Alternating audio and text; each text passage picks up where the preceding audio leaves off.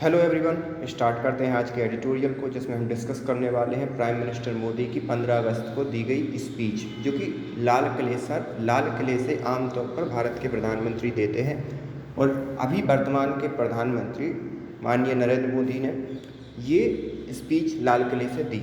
तो उन्होंने क्या क्या प्रमुख बातें कही, उसके इस पर हम प्रकाश डालेंगे इस पर्टिकुलर एडिटोरियल में।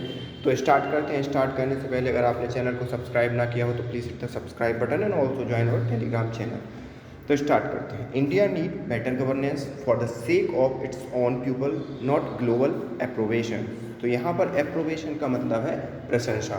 तो इंडिया को इस बात की ज़रूरत है कि वो अपने पीपल के लिए कितनी अच्छी गवर्नमेंट दे सकती है, वो गवर्नेंस दे, ना कि इस बात की चिंता करे कि बाहरी लोग क्या कह रहे हैं, या इस प्रकार से काम करे कि बाहरी लोग उसकी प्रशंसा करें। तो ये वाली बात है। इनका मतलब था बाहरी लोग से मतलब विदेश के लोग क्या कहते हैं इंडिया की पॉलिसी के बारे में, ये मायने नहीं रखता। बजाय इसके कि जो गवर्नमेंट है वो क्या इंडिया के लोगों के भले के लिए काम कर रही है या नहीं। Prime Minister Narendra Modi rightly described independent India's 75-year journey as one of ups and downs in his 9th speech from the stately Red Fort on Monday। तो यहाँ पर प्राइम मिनिस्टर मोदी ने ये भी कहा कि इंडिया ने जो 75वां स्वतंत्रता दिवस मना रहा है, उसमें कई उसने अप्स एंड डाउन देखे हैं। और ये उन्होंने अपनी 9वीं स्पीच में कहा, क्योंकि जब से वो प्राइम मिनिस्टर बने हैं तब से वो लगभग 9 स्पीच दे चुके हैं। Praising those who fought for India's freedom, the prime minister pointed to country's achievement even as he acknowledged the challenge of fulfilling the pressing need of an ever aspirational society tugging at the seams of the government. तो यहाँ पर prime minister ने जो freedom fighter है उनकी लड़ाइयों को तो प्रशंसा की ही, साथ ही ये भी एक्नॉलेज किया कि जो भी हमारे सामने चुनौतियाँ हैं उसको हमें क्या करना पड़ेगा, ओवरकम करना पड़ेगा, मिलजुल के ओवरकम करना पड़ेगा। साथ ही साथ जो गवर्नमेंट की तेज़ी से काम करने वाली क्षमता है उसको भी जोड़ देना पड़ेगा कि गवर्नमेंट ज़्यादा से ज़्यादा तेज़ी से काम करे और लोगों को ज़्यादा से ज़्यादा तेज़ी से अपने विकास के लिए भी प्रयत्न करना चाहिए, और पूरा एक समावेशी विकास। National pride and self esteem were dominant theme as he urged the country to rid itself of the need to look for approval from abroad.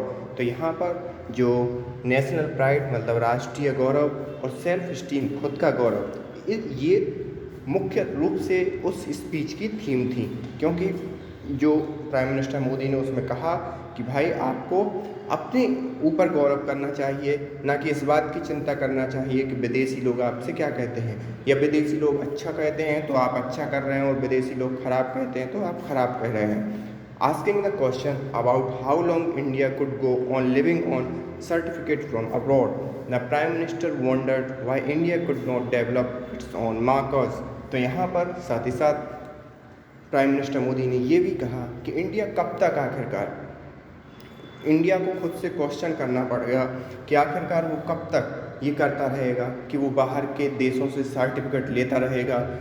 क्या वो खुद के पैरामीटर नहीं बना सकता किसी भी चीज़ में हो, जो होती ना कि ह्यूमन डेवलपमेंट इंडेक्स हो गई, IMF की रेटिंग हो गई, कई मामलों में जो विदेशी एजेंसियां इस बात का निर्धारण करती हैं कि कौन देश अच्छा है कौन देश बुरा है। तो इस मसले पर उन्होंने कहा कि इंडिया क्या खुद के मार्कस नहीं बना सकता, हम कब तक दूसरों के उस पर जीते रहेंगे। Though Mr Modi provide no context to these remark, his comment could indicate his unhappiness with international criticism direct at his government on governance and human right issue। तो यहाँ पर प्राइम मिनिस्टर मोदी ने किसी मार्कर की बात तो नहीं की जिसके बारे में वो उसका पॉइंट आउट तो नहीं किया कि वो किस मार्कर के बारे में बात कर रहे हैं, ना कि ये बताया कि वो खुद के मार्कर किन पैमानों पर सेट करेंगे, बल्कि आई थिंक इनका जो राइटर है उनका कहना है कि this his comment could indicate, हो सकता है ये कमेंट उस चीज़ को इंगित करता हो कि जो इंटरनेशनल क्रिटिसिज्म किया है भारत का या भारत की गवर्नमेंट का ह्यूमन राइट इशू को लेकर, तो हो सकता है प्राइम मिनिस्टर मोदी उस चीज़ को लेकर कह रहे हों।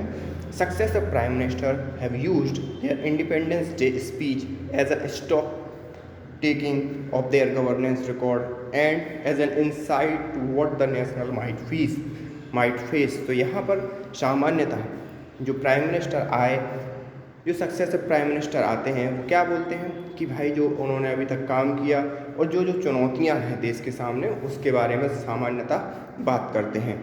With 2 years left of general election, the prime minister was in expansive mood। यहाँ पर आपको देखना होगा कि सिर्फ 2 साल ही है प्राइम मिनिस्टर मोदी के लोकसभा इलेक्शन के लिए या कहें प्रधानमंत्री के चुनाव के लिए, और वो अभी देखें तो प्राइम मिनिस्टर एक्सपेंसिव मोड में दिखाई दे रहे हैं। Taking up issues of women's safety, energy, self-reliance, celebrating the diversity of India, the need to respect all language and promoting an all-out war against corruption and परिवारवाद और the pernicious influence of the dynasty। pernicious का meaning आपका होता है हानिकारक।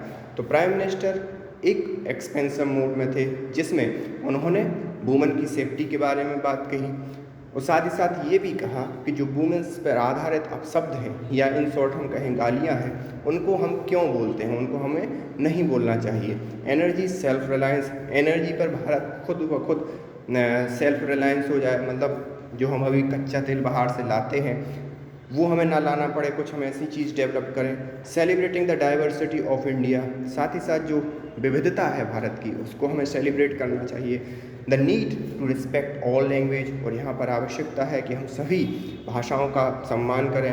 And promoting all out war against corruption, और साथ ही साथ इस चीज़ को प्रमोट करें कि हम सभी मिलकर इस करप्शन और परिवारवाद से बाहर आ जाएंगे। The prime minister asked the people to give him their blessing as the battle against corruption enter a decisive phase where even the big fish will not be spared।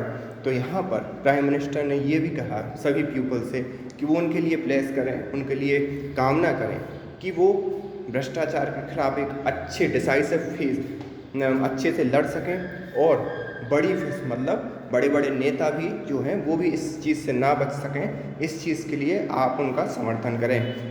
Even as he dwelt on government issue, Mr. Modi laced his speech with a political appeal। यहाँ पर उनकी जो speech थी वो government के issue को लेकर थी, लेकिन उनने अपनी स्पीच पॉलिटिकल अपील के तौर पर लोगों के सामने रख दी। Mr Modi was silent about his promise made in 2016। तो यहाँ पर प्राइम मिनिस्टर मोदी 2016 में किए गए वादों के बारे में कुछ नहीं कहा। टू डबल द इनकम, जिसमें उन्होंने कहा था कि जो फॉर्मर हैं उनकी इनकम क्या हो जाएगी, डबल हो जाएगी। By the time of the country celebrate it's 75th independence day. तो यहाँ पर उन्होंने कहा था 2016 में कि जब 75वां इंडिपेंडेंस डे हम लोग मनाएंगे उस समय फार्मर्स की जो इनकम है वो कितनी हो जाएगी, दोगुनी हो जाएगी। However, he did lay out his vision for a Amrit Kal or developed age in the next 25 years, the 100th year of India's independence in 2014। और साथ ही साथ उन्होंने ये भी कहा, उन्होंने एक विज़न सामने रखा कि ये अमृत काल चल रहा है और डेवलप्ड एज है, ये मतलब डेवलपिंग मतलब भारत के लिए अमृत काल चल रहा है और अगले 25 सालों में जब हम 100वां स्वतंत्रता दिवस मना रहे होंगे तो उस समय भारत एक डेवलप्ड कंट्री होना चाहिए। Detailed of how the country would reach the objective were scanty apparently kept for another day। तो यहाँ पर कैसे अपने ये ऑब्जेक्टिव भारत पूरा करेगा ये थोड़ा अभी देखने वाला है, ये अभी हो सकता है अलग डे के लिए उन्होंने रखा हो। In keeping with the Bharatiya Janata parties new status as a natural party of governance, the Prime Minister underlined that India had to stable government after many decades, resulting in speedy decision making। तो यहाँ पर उन्होंने Bharatiya Janata party को एक अलग status दिया और जो गवर्नेंस है या जो शासन की एक पार्टी है उसकी तरह रिप्रेजेंट किया, और उन्होंने ये भी कहा कि बहुत समय बाद India had got a stable government, India ने एक स्टेबल गवर्नमेंट पाई है जिसके कारण एक स्पीड से डिसीजन लिए जा रहे हैं और उसके कारण जो विकास है वो फास्ट हो रहा है। There was written in his 82-minute speech about the strategic challenge before the country in the wake of tension at the border and turbulence in the international order following the Russian invasion of Ukraine. तो यहाँ पर उन्होंने 82 minute का speech दी, लेकिन जो strategic challenge है भारत के सामने, चाइना का मुद्दा हो गया क्योंकि वो इन्वेजन कर रहा है हमारी बॉर्डर सीमाओं के बीच में, साथ ही साथ जो भारत का क्रिटिसिज्म हो रहा है रसिया का साथ देने के या रसिया की निंदा ना करने पर, रसिया यूक्रेन मुद्दे पर, तो वो भी उन्होंने कुछ नहीं कहा इसके बारे में। To achieve its full potential India must not only be able to overcome many obstacles that hold it back, but also excel with rest of the world in meeting the benchmark of democratic right, equitable distribution of wealth, and access to health and education। तो यहाँ पर to achieve इस full potential, इन्होंने कहा कि अपने full potential के साथ जो अचीव है वो करे, इंडिया को न केवल अपनी ऑब्स्टेकल जो मतलब बाधाएं हैं उनको ख़त्म करना है, बल्कि it hold back but also sell, बजाय इसके साथ ही साथ हमें सेल भी करना है। सेल मतलब आगे बढ़ना है, रेस्ट जो भी रेस्ट ऑफ द वर्ल्ड है उसके साथ उनके बेंचमार्क को बराबर करते हुए, उनके बेंचमार्क को फुलफिल करते हुए, इक्विटेबल डिस्ट्रीब्यूशन ऑफ वेल्थ, और जो वेल्थ है वो समान मात्रा में सभी को मिले, सभी लोग हेल्थ और एजुकेशन को ले पाएँ।